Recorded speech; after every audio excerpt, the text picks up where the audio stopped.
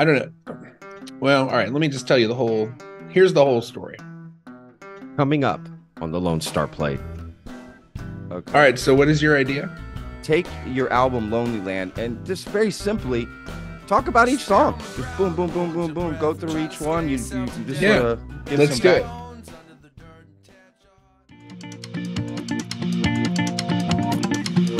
You're listening to the Lone Star Plate podcast with your host, Patrick Scott Armstrong. Before you do that, though, I just want to tell you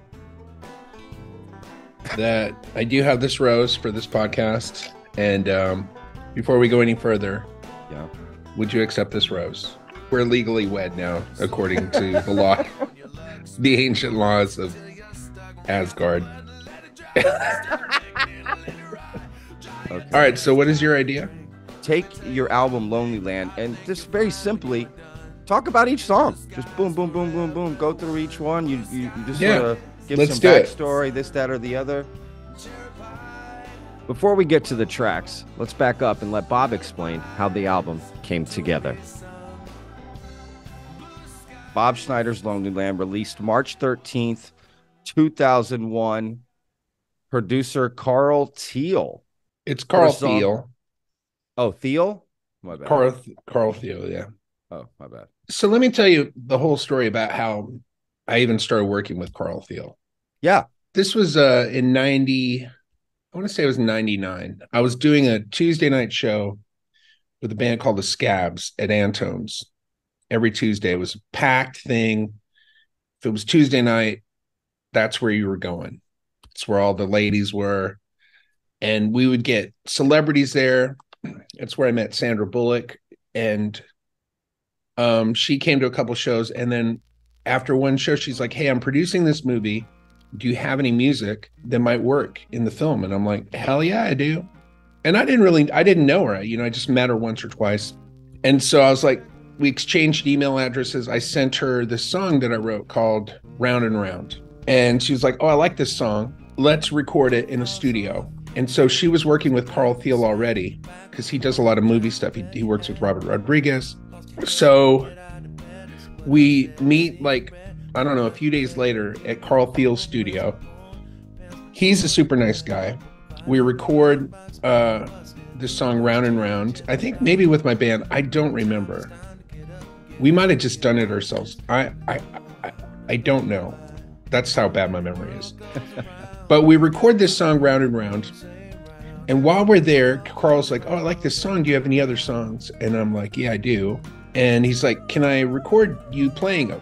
So he sets up a mic and for the guitar and for my vocal. And I sing him like 8 or 9 songs. Oh, wow. And that recording becomes my first Bob Schneider record, songs sung and played on guitar at the same time. Because a couple days later, he's like, hey man, this recording turned out really good. Do you want to do anything with it? And I'm like, yeah, sure, why not? I'll put it as a CD.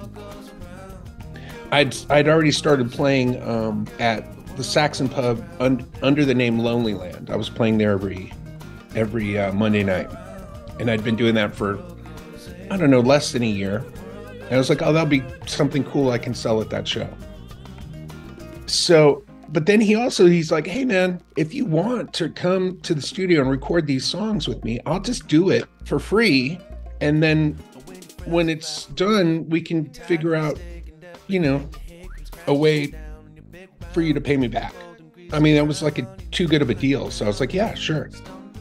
So I get the band to go down there and we just started recording, I don't know, like a week or two later. And it took us probably, I don't know, maybe a week of going in there every day, maybe 5 days to record the basic tracks. And then Carl the whole thing was a real labor of love for him. He really did a ton of editing and really kind of Frankensteined everything together. And then we got some people in there. We got the Grooveline Horns to come in and some other people, which we can talk about if we're going to go song by song. But that's kind of how the whole thing got started. First song, Metal and Steel. Track 1, Metal and Steel. I'm metal and I can steel. I wrote that song when I was breaking up with my ex-wife. Um, I it's weird. I don't know. Well, all right, let me just tell you here's the whole story. I started seeing a therapist, and when I went into therapy, I I had a terrible therapist. By the way, I recommend therapy if you're for anybody, whether you think you need it or not, go in and get some therapy. It's great. So I got into therapy and I got in through Sims, which is a great organization. It allowed me to go to a therapist. I think I was paying $10 a session. And Wow. I'm kind of a cheap person. I grew up really poor, and so I just don't I have a hard time spending money, especially on myself. So the idea of spending money on therapy, that wasn't going to happen. Oh, $10, I can spend $10. Yeah. So I started seeing this therapist, and I realized fairly quickly on that this relationship that I had with this lady who then was my girlfriend, but now is my ex-wife, um, just mirrored the relationship I had with my mom and dad, mainly my dad, which was very combative, and it was a relationship I didn't want to really be in. And so, and because I was new to therapy and I didn't really know anything about relationships, I was like, well, I should get out of this relationship. So we broke up.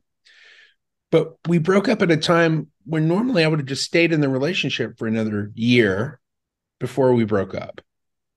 And so I still had all these feelings for her, but I also didn't want to be in the relationship with her. So I wrote this song called Metal and Steel, where I was just like pretending to be like a robot with no feelings, even though I was having a lot of feelings about it. But that's what that song for me is about kind of using my mind to make a decision instead of my heart.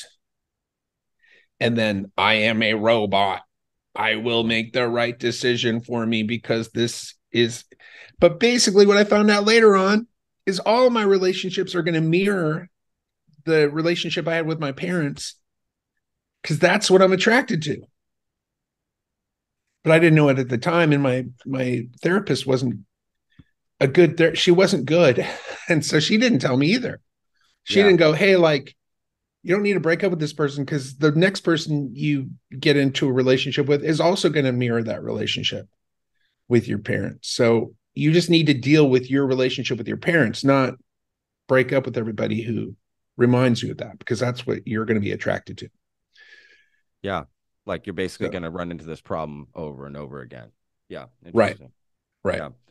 Until you change your relationship with your parents, really. Yeah, for sure. Interesting. That's right. Look, a lot of people are going to relate to that, to be honest. Before we get to track 2, let's hear from Bob's fans. I recently met with members of the FAYMily Facebook group over Zoom to discuss Bob and his album, Lonelyland. You can Google FAYM to learn what that means. Bob fans already know.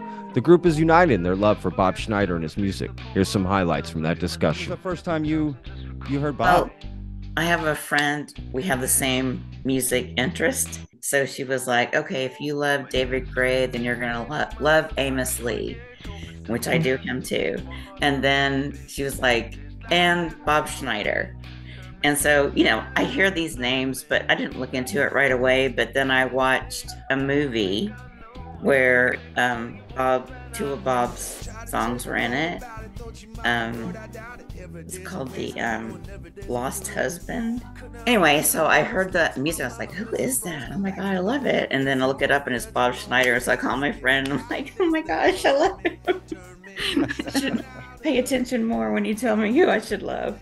But and since then, huge fan. And we were like, who is this guy? And he came out, and this was right when Lonelyland came out, and he was just an entire vibe. He had like a 3-piece brass section. He had like bongo drums. There was like 10 people on the stage. It was completely like a total party. And then he came out and did some songs with Train after. It was so cool. And we were like, who the heck is this guy? Where did this come from? And my roommate and I ran to Waterloo the next day and bought the CD, and we had, grabbed posters off the wall of him at the show. And yeah, we were just instant fans from then on. And that led me to Let the Light In. And that song, honestly, healed a broken heart for me. The guy that introduced me to Bob ended up dying from alcoholism a few years later. And I had a really hard time dealing with that and the divorce and everything else. And so Let the Light In really is my go-to, kind of like my pacifier. Track 2, Big Blue Sea. I wrote Big Blue Sea again. A lot of my songs usually are about relationships. They're not necessarily, I always say they're not autobiographical, because the actual events that happen in the songs don't mirror the events that happen in my life. I make up the events, Sure. but usually emotionally they mirror whatever's going on. I got into a fight. Same woman, my ex-wife, when we were still together, we had some huge argument. And again, because that relationship mirrored the sort of chaotic craziness of my youth. My dad was an alcoholic. My mom was a heavy drinker. They partied a lot. They got into a lot of fights. They loved each other, but then they would also argue, and, a lot of stuff that you do when you're kind of like out of control, which they were. And so we, sure enough, we'd have our disagreements and they blow ups and stuff. And so we had one of those, and I was feeling bad at the time. And I woke up the next morning after this big argument that we had, and I wrote that song, Big Blue Sea, which really, for me, especially at that point in my life, I felt like, oh, this is like a real adult relationship song. It's not like Candyman, or you know what I mean? Or it just felt like this is a real relationship. We'd been dating for a couple years at that point, living together. That was like, for me, that was a long time. That was the longest relationship I'd been in. I'd only lived with somebody one other time in my life. So it felt like a real relationship, and the song felt kind of real because it wasn't grounded in this sort of like thing that happens when you first meet somebody. You're like, oh, this is the panacea. This is going to fix all my problems. I'm going to be happy forever now. It's the way past that. And now you're living together and you know who each other are. You know them, they know you. And then, there was something about us. We lived in a really tiny 800 square little house over in Hyde Park. And that's what it felt. It's like, just, it was me and her. And, the verses in that song are like kind of all over the place. But then when it gets to the chorus, it's like, hey, all I want to do is sink to the bottom of the ocean and be with you there at the bottom of the Big Blue Sea, which is really, where it's calm and kind of peaceful and quiet and not all this chaos. Because the verses are kind of chaotic. Yeah. A good juxtaposition. I woke up in a stupor. I don't know what the lyrics are because I've only sang it a million times. Yeah, woke up in a what is it? I woke up in a stupor. Don't ask me. Jesus Christ. What's wrong with me that I'm thinking Lucy.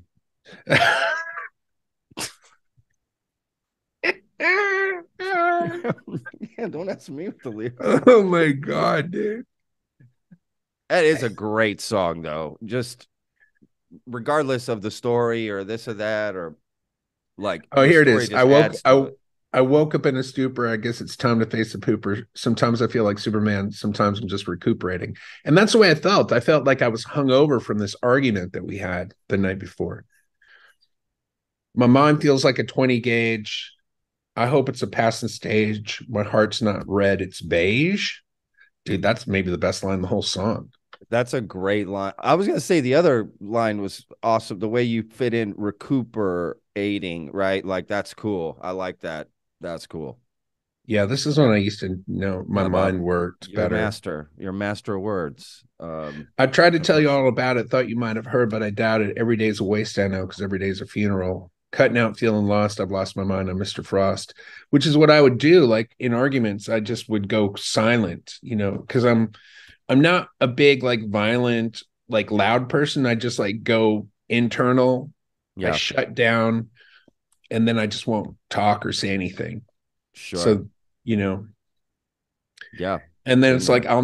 I know I'll never know nobody better than I know myself, but I can't even figure out what I'm all about. I'm sinking, I'm swimming. No, wait a minute, I'm drowning. I'm not kidding around. Sometimes I think I'm going to make it. Sometimes I fake it. Wow. Pretty heavy Yeah, song it really for like is. a love song. Sure. Yeah, man. Yeah, you're such a master with the words there. It really just paints a picture. Well, it definitely, I do feel like people ask me like, what's your favorite song? That's definitely in the top 10 of any of the songs that I've written. And Wow. it is one of those songs that I just kind of wrote kind of right there on the spot. It wasn't exactly the way it ended up being on the record, but it was close enough. Sure. It's a Uh, timeless song, for sure. I'm sure, right? Like you could feel like you wrote that yesterday when you play that. I'm sure. yeah, it doesn't feel dated to me at Yeah. all. And I can No. play it solo. I can play with the band, and Yeah. it's definitely. I think the whole. I mean, I think one of the things about the whole record is that there's not a song on that record that I can't play solo acoustic, which is saying a lot because that's not the case on all of my other records. There's at least 2 or 3 songs on every record that I just can't play solo and wouldn't want to play solo because they're That's just like kind interesting. of half-baked ideas. Sure. That's interesting. Yeah. Okay. You would want a full band, or there's songs you just never want to play live ever again. Is that what it is? Well, they're just not good enough. Like I've written over 2,000 songs now. I want to play the best songs Wow. that Yeah. I I've mean, I written, guess. or if not the best songs, at least songs that are new and kind of fresh. Sure. Um, those are always fun to play as well. Of course. All right, look, let's move on to this next song. I hope I'm pronouncing this right. Jingy. Track 3, Jingy. All right, track number 3, Jingy. Yeah. So that's a song about my addiction. I've been sober for 27 years. So when I wrote this record, I was probably sober about 4 years. And when I wrote that song, I was probably maybe sober 2.5 years. So Do you remember the exact date you got? So like day, year, month, date, like every. Yeah, August 20th, 95 Wow.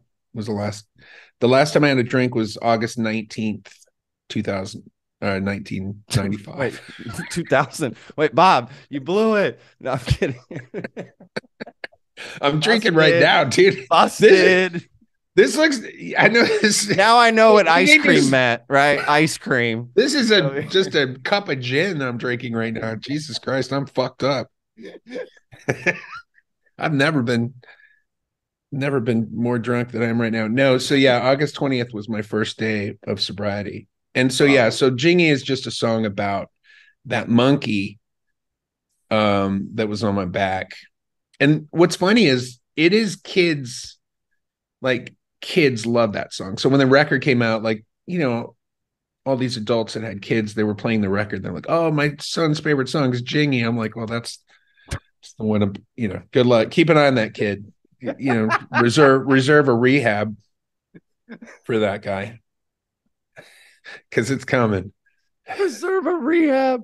Can you do that like 15 years from now? Listen, my son is going to be here in 15 years. I mean, I'm getting one ready for my daughter, and she's only 8.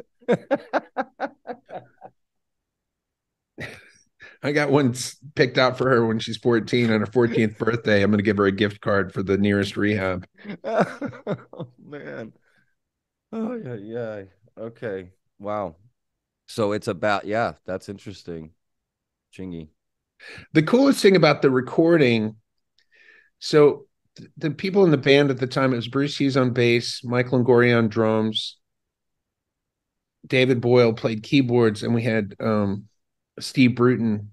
Stephen Bruton was the guitar player. He's passed now. He died of cancer, and he was kind of famous right at the end of his life because he was sort of the consultant for that Crazy Heart movie with Jeff Bridges. So yeah, so he was the guy that Jeff Bridges and turned to like, hey, is what I'm doing, is this like the correct way to hold a guitar? Am I singing right? Am I like, there's a famous scene at the beginning of the movie where he like pulls up and he's like been peeing in that,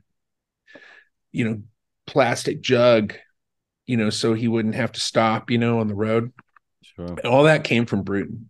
Wow. So and Bruton was this amazing guitar player, but he was just an amazing guy too. I met him in the rooms of AA, and then asked him to play with me in Lonelyland when I started playing.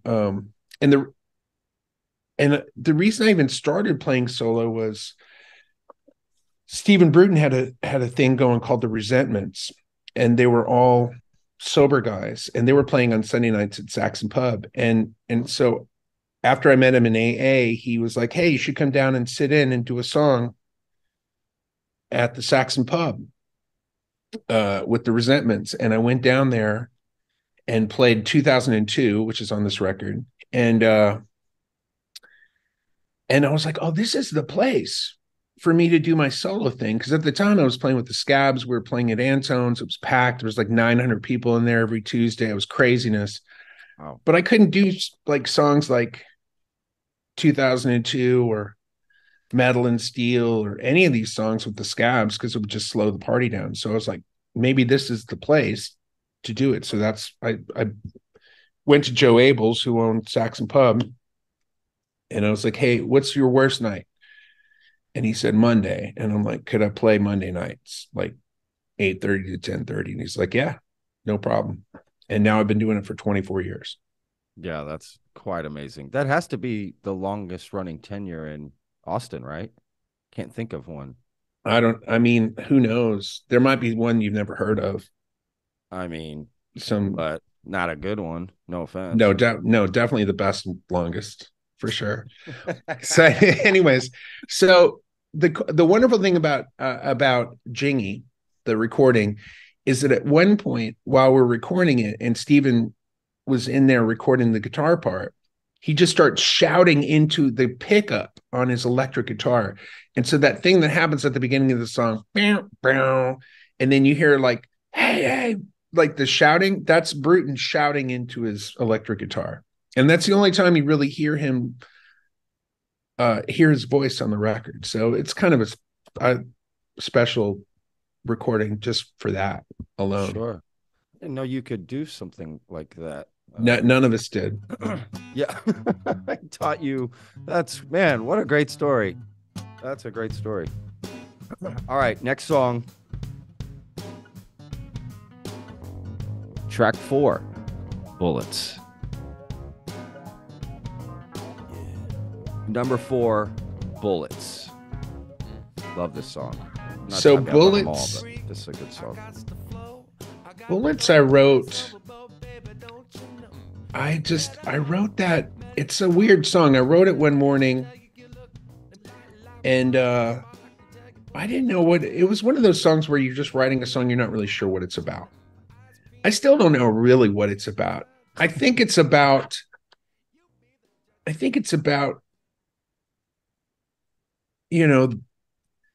what makes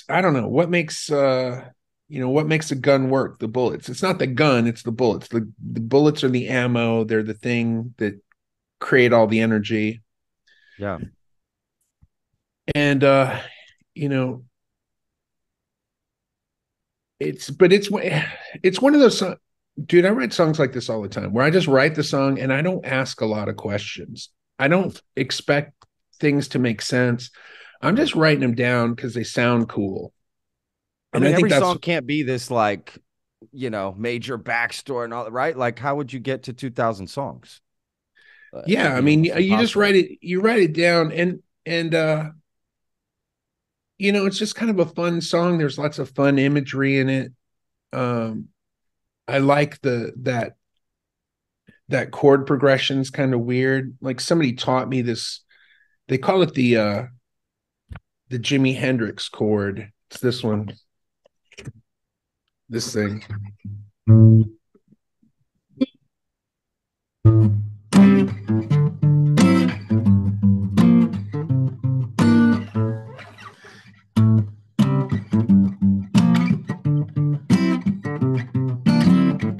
You're just repeating that same chord in 4 places on the neck. And then I was like, oh, that's cool.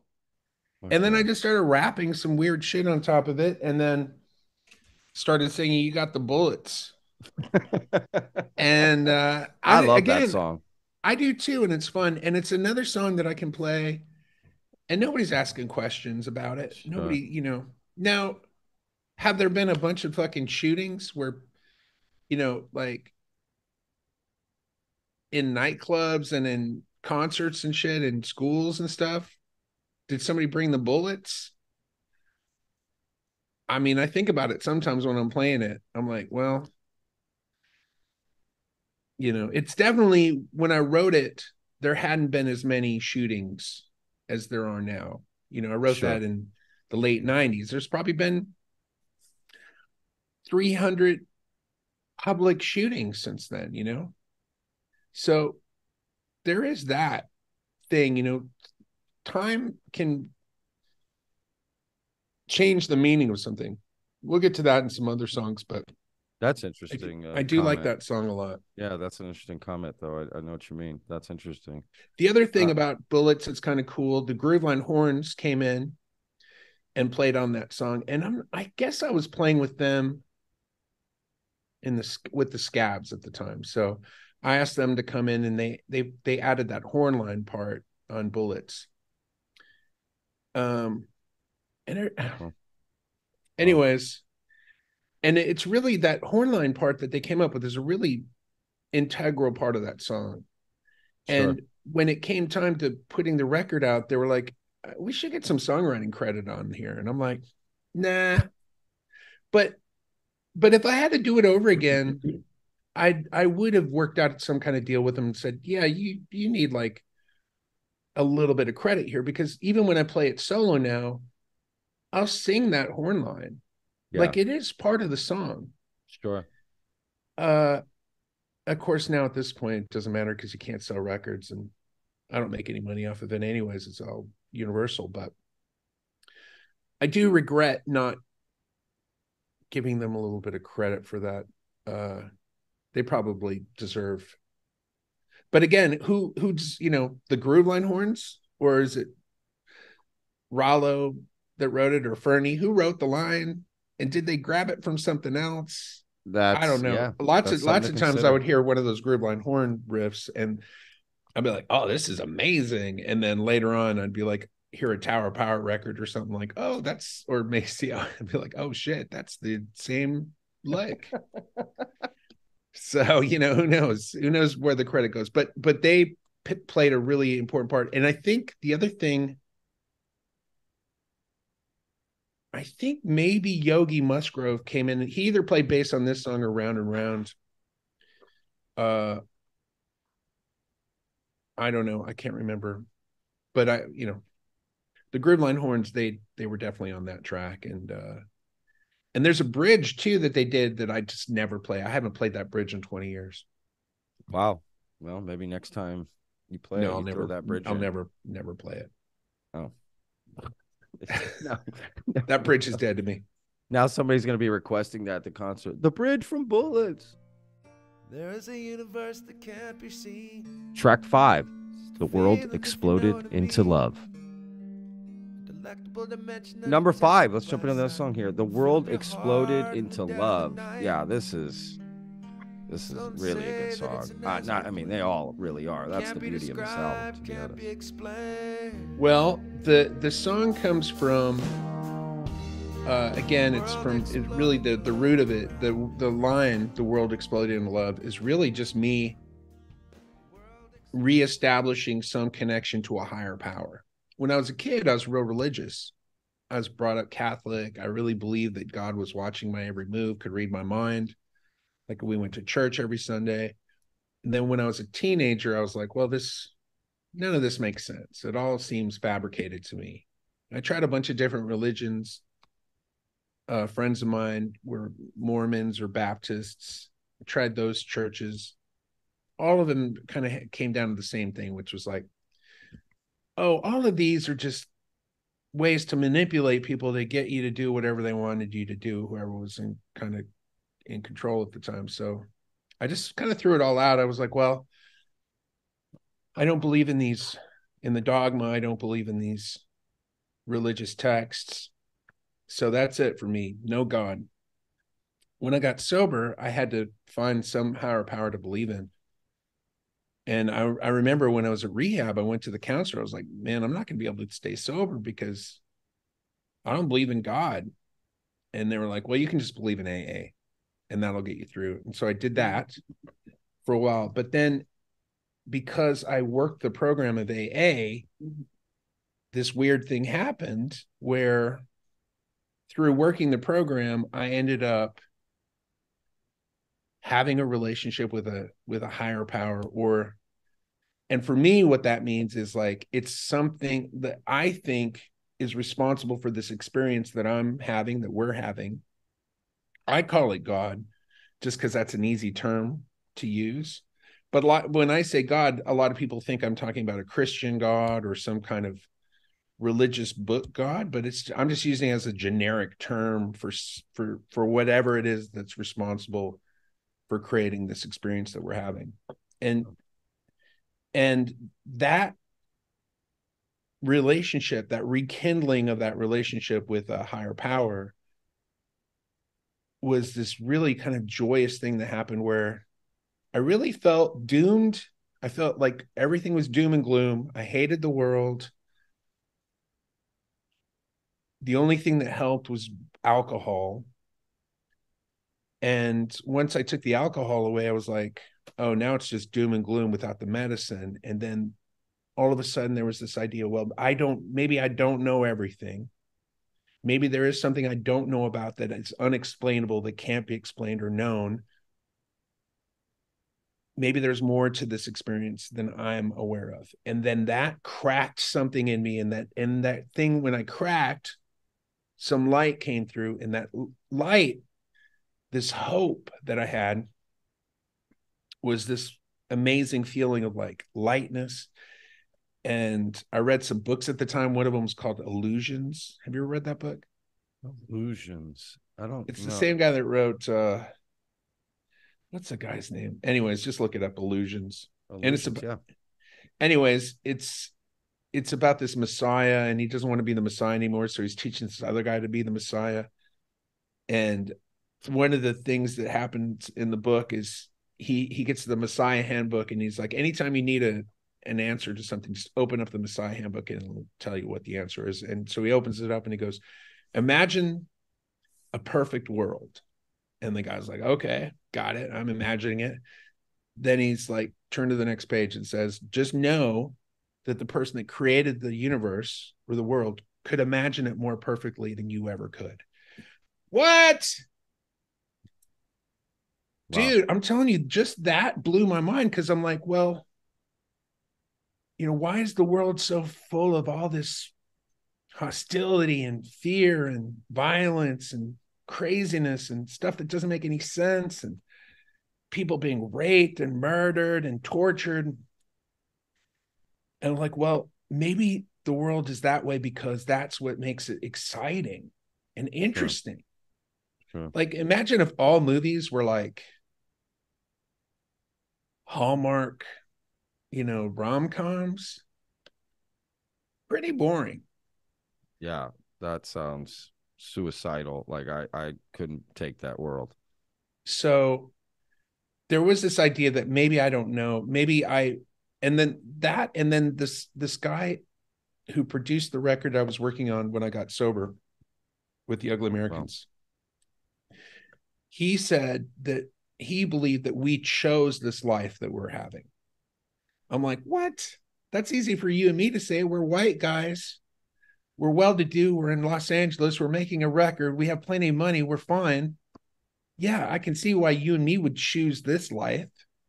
And then right then, a disabled person rolled by in one of those wheelchairs where they're like driving with a straw that's sticking out of their mouth, you know, like super deformed. Yeah. I'm like, what about that guy? Do you think he chose that super deformed body? And he's like, hell yeah, he did. Because once you've done white guy, once you've done successful white guy in America 100,000 times or 1,000,000 times or 10 million times, you know, forever is a long time. Or even if you've done it like 5 times, you're like, let me do something different. What can I do? Oh, I'll be disabled guy. I'll be guy that drives, that's a passenger on the plane that drives into the World Trade Center. I'll be the person that gets murdered. I'll be the one that gets drugged and raped and eaten by Gacy. I'll be Gacy. Dude, once I started wrapping my mind around that life is like a movie that you decide what you want to be and what you want to go see before you're even born. Dude, I like that. Wow. I was like, this is kind of a cool thing. And it explains all the horrible stuff that happens. You know, like I don't like to go see horror movies, but one of my best friends loves horror movies, and that's all he watches are horror movies, but I don't like them. Yeah. I'm more of a rom-com guy. And John Wick.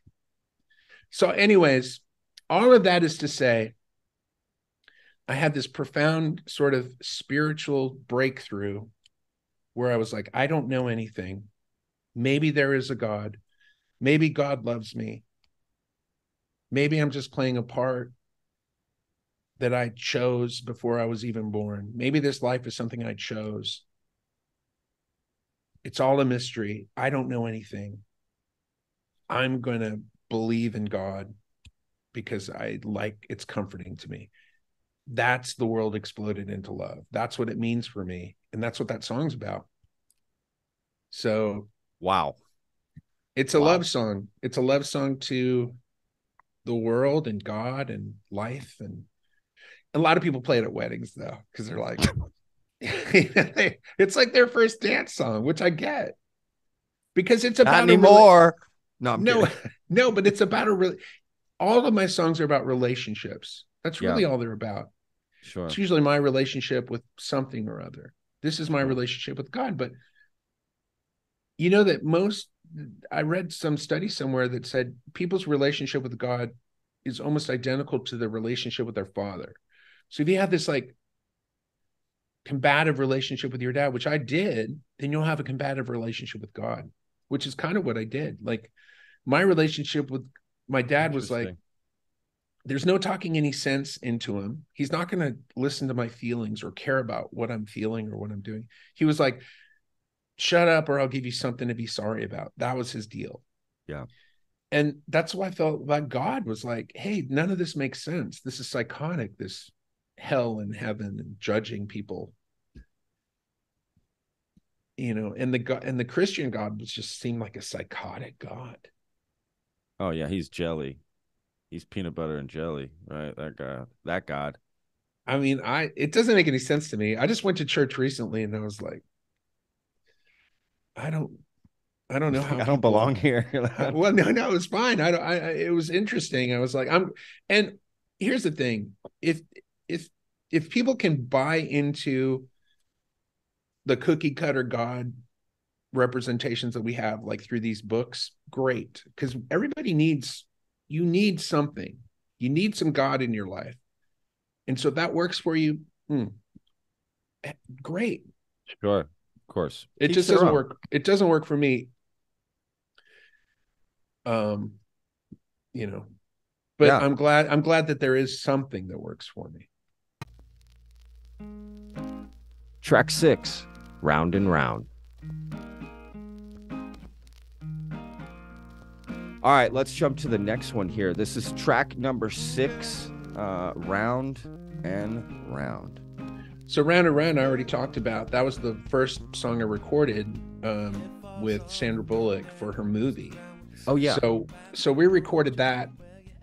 The interesting thing about that song is when I had recorded the demo at home, and I had a little snippet of what's the movie, by the way, that's for? I think it was Gun Shy was the movie with Liam Neeson. I've seen that movie. Yeah. Wow. So it's in there. So the original demo I had Luciano Pavarotti, a little clip of him singing the part that comes in the chorus. And I was like, I've got this song. So I emailed it to Sandy or got her a disc or something. And she was like, I like the song. And I was like, I don't think we're going to be able to get the rights to this Luciano Pavarotti. And her mom is an opera singer. And there was a part of the movie where her mom's singing this aria. And she's like, well, we've already got this aria that's in the movie. Could you use that? And I'm like, send it to me. So I put that in there, and it worked way better than the original thing that I had. And so when you hear the song, that's Sandra Bullock's mom, who's a wonderful, opera singer, singing that part. And so it just all kind of came together, like it was predestined or something. And again, once we recorded that song, and once I played those other songs for Carl Thiel, that's when he was like, "This might make a good record. Let's record it." And he kind of had the vision, guy, right? They're looking at you like, "Who are you?" Yeah. It was it was a awesome, wonderful thing, and he's a great guy. And we have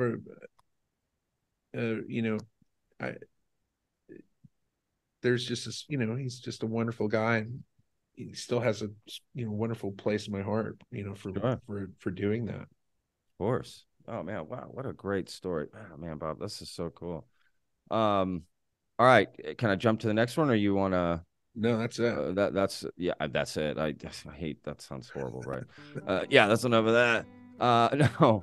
Number 7, Moon Song.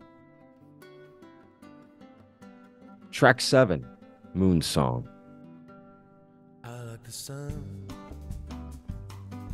when it shines. I don't know what to say about this song, really. Again, it's just it's kind of a sweet little love song. I don't even remember really writing it. I don't really have any stories or memories about it.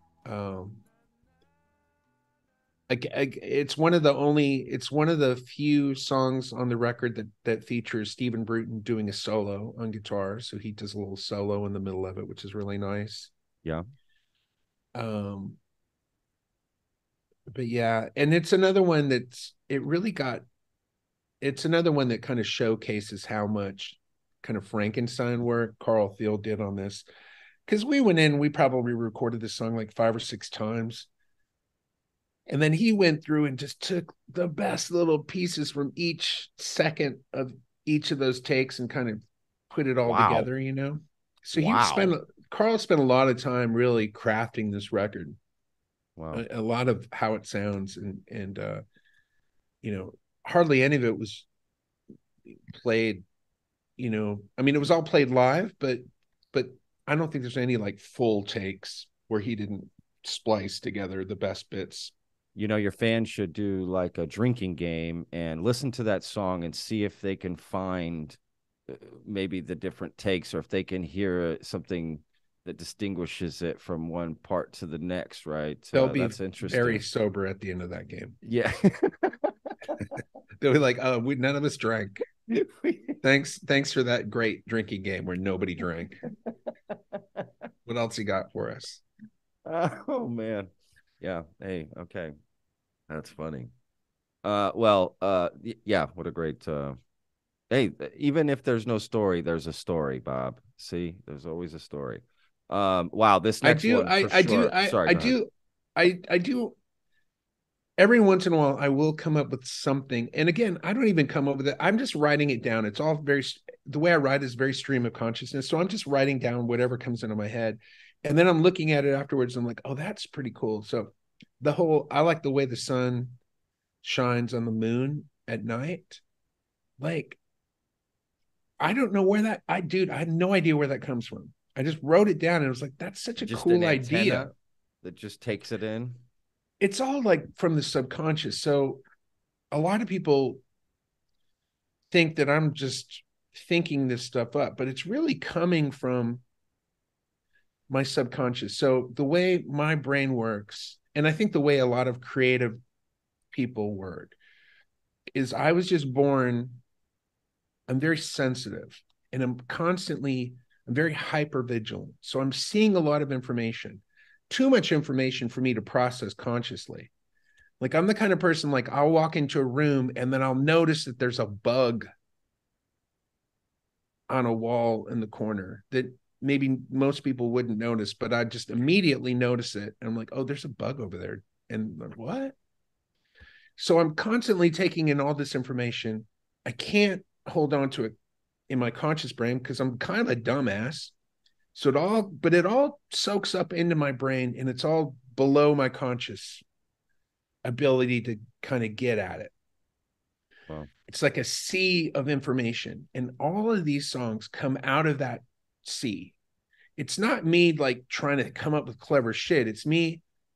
This stuff is surfacing up in my brain and I'm writing it down. And a lot of people will just be like, oh yeah, I feel like I'm channeling something or it's coming from some other place. No, it's just coming from this vast trash pile of information that you're just picking up all the time. You're just constantly seeing and hearing, and it's all going in there. And then it comes out of there in like, it's like almost like AI, Yeah. Oh, wow. in my brain. And I'm just writing it down and it's like, yeah, this is cool. So you're And sort of experiencing it as well as it comes out, right? In a sense, right. As it comes, yeah. And then I'm like, I like the sun when it shines on the moon at night. What the fuck? That's cool as fuck. Like, and you get excited when that happens. Yeah, everybody does who makes stuff, That's cool. You're like a gatekeeper to your subconscious, Yeah. That's cool, man. And I do think that as you get older, you're probably taking in less information. I think your processing power maybe is throttled a little bit as you get older. Sure. It's something you can still do. You can still do it, but maybe not to the degree that you can do it when you're younger. That's interesting. The other problem too, I think, as people get older, once you've written like A Bridge Over Troubled Waters, which I haven't, thank God, you can't top it. You can try and you can write Graceland, which is a great song. It ain't no Bridge Over Troubled Waters, but then you got to top Graceland and Bridge Over Troubled Waters. And then at a certain point, you're like, well, I just can't top it. It's kind of like if you're the Rolling Stone. I mean, Rolling Stone's a bad example because they're still killing it after all these years. But like bands who like get really big and then they start getting less and less popular. And at a certain point, they're like, well, I just don't want to play anymore because I'm not playing for 10,000 people. I don't want to play for 500 people. Sure. I don't want to play for 50 people. But I think maybe that just goes back to what you said earlier about perfection, right? Like if every song you wrote was Bridge Over Troubled Water, then it would have no value, right? For things to be precious, they must end, right? So for that song to be what it is, it's like the other songs can't be good in a way. I don't know.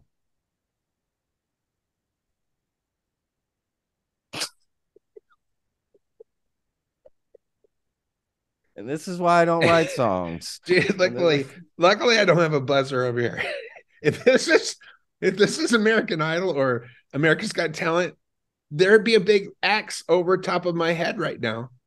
Because I would hit I would hit a giant X button during that explanation. But I don't have one. So I'm like, I don't know what to do here because what you're saying is not correct.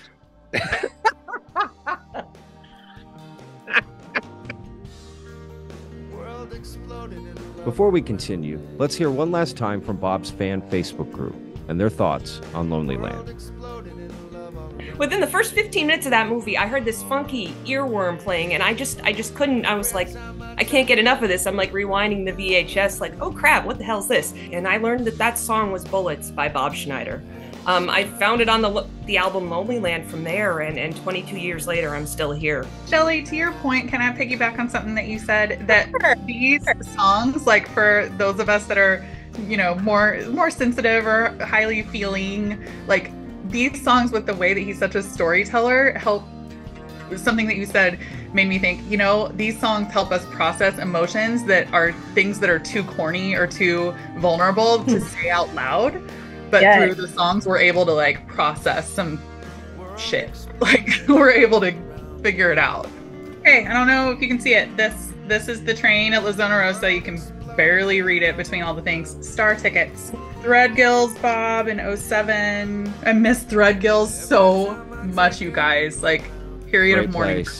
Bob Schneider saved my life. I'll say it. Bob Schneider saved my life. Wow. Absolutely. I will make sure.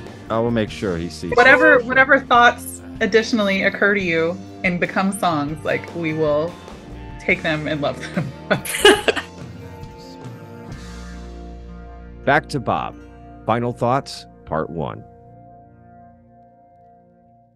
When it comes to song, like choosing which songs should go on my record, how they should be recorded, I do feel like there's some weird part of me that maybe I'm not recording songs that would make me more famous or make me more successful. I had a manager tell me one time, he goes, your most popular song is going to be your least favorite song on the record.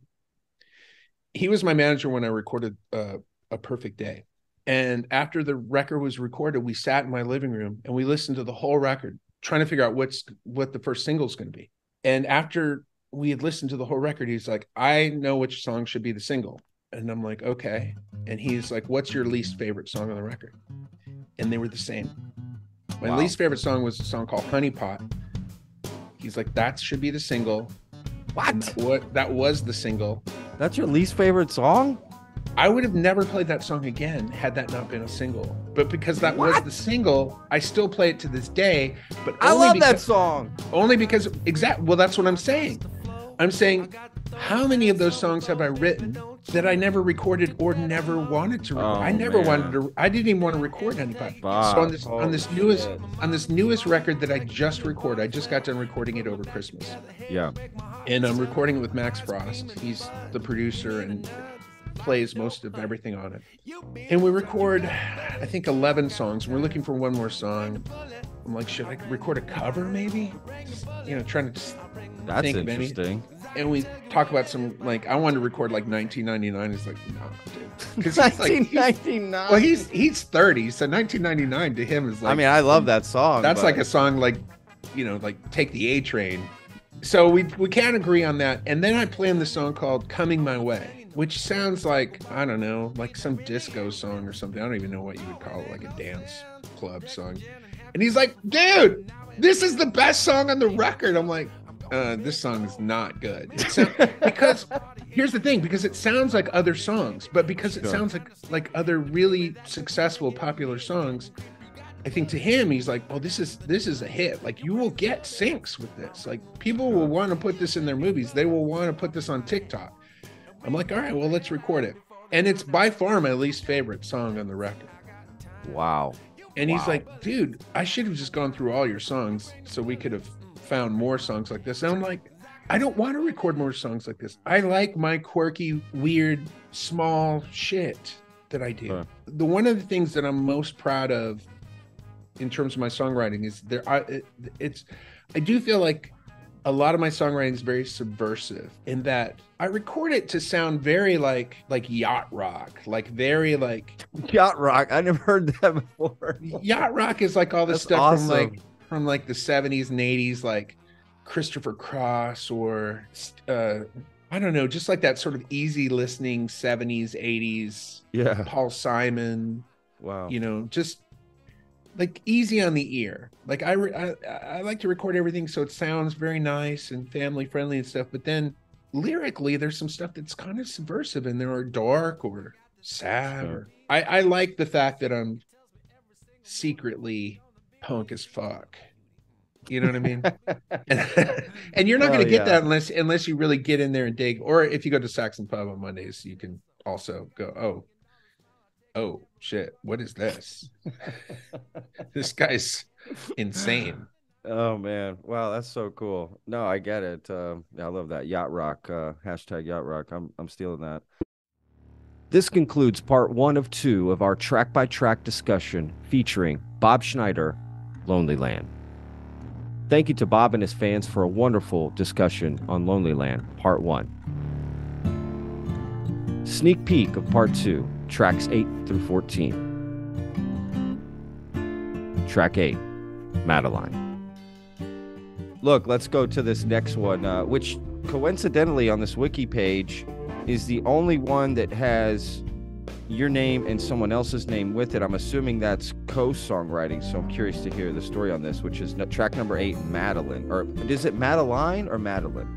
I do think, like, if you just listen to Lonelyland itself as a thing, there's something very special about it. So this is the first time I'd ever done anything under my name. At first it was going to be Lonelyland, and then at some point I decided I'm not going to call it Lonelyland. It was going to be like Wilco, you know, like Wilco calls itself Wilco, even though it's pretty much Jeff Tweedy, but is a band. You've been listening to the Lone Star Plate podcast with your host, Patrick Scott Armstrong. For more info, go to lonestarplate.show. Well, when I first started doing the song club, what I was going to do is because I've been doing this song game with these people for years where, great songwriters. And I was going to interview a different person from the song game. And there have been hundreds probably in the last 20 years, probably 100 people. So I'd have a lot of guests. Sure. And real thing, like Ben Folds was in it for a minute, and Mike Doty and Robert Rodriguez, just a bunch of famous people would be in it. And but then I was like, I did 2 of them, I think. I don't want to listen to anybody fucking blah blah blah. Like, even my friends who are like funny and interesting, I'm like, no. Like, so how did you come up with that song?